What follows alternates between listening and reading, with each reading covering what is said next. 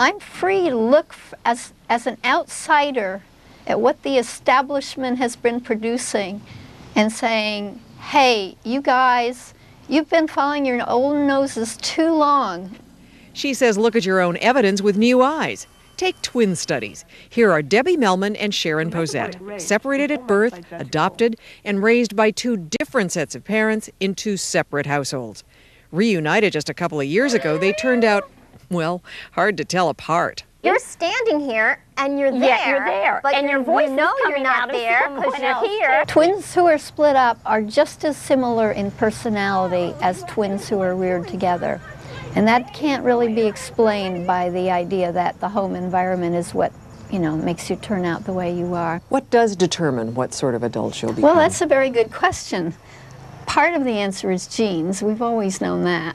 But the question is what besides genes makes people turn out the way they do. Harris believes children are molded by the people they hang out with, the kids, the peer group. Oh my God, you have 300! I believe that human beings are designed by evolution to adapt to a group and to become a accepted and valuable member of a group. And that this is the child's goal almost from the beginning. What they have to do is to look for a group of people that are like themselves, figure out how that group of people acts, and a child tries to adapt his or her behavior to the behavior of the group. Harris says this adaptation is evident in immigrant families. The Jaws came from China 12 years ago, but Mom and Dad haven't been able to master any English. Not so the children. Harris says they don't just speak the language, they do it with barely the trace of an accent. And that proves that children adapt to the group. One of the most influential linguists in this country agrees with her. Chairman of psychology at MIT, Steven Pinker. Kids are acutely sensitive to the fine nuances of what other kids are saying, and the way their parents talk makes no difference. Pinker regards the Harris book as a turning point in the history of psychology. What Harris is simply saying is get rid of the illusion that you can mold your child like silly putty, that how you treat your child is going to determine the kind of grown-up they become. Harris hit upon her theory almost by accident, reading a study about adolescents who commit minor crimes, which concluded that youngsters acted out because they were trying to be like adults. And I said, wait a minute, teenagers aren't doing these stupid things because they want to be like adults. If they wanted to be like adults, they'd be doing boring things like figuring out their taxes or sorting the laundry. They're trying to show that they can thumb their nose at adult customs and rules.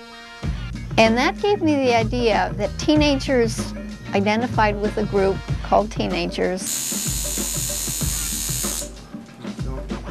She quotes studies on teenage smoking that found that kids took up the habit not because their parents smoked, but because their friends did.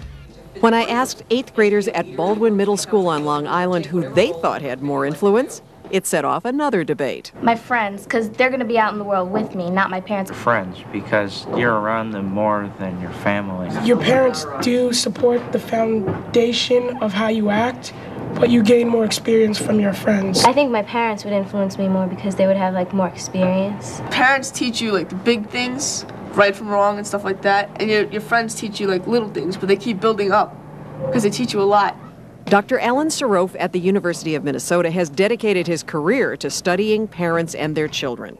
He says Harris just ignores evidence that contradicts her theory, including his work. There's been research for 30 years showing that what peers primarily influence are superficial aspects of behavior. How you dress, music preferences, slang vocabulary, hairstyles, makeup styles. But what parents influence more, your basic moral character, your values, your conscience.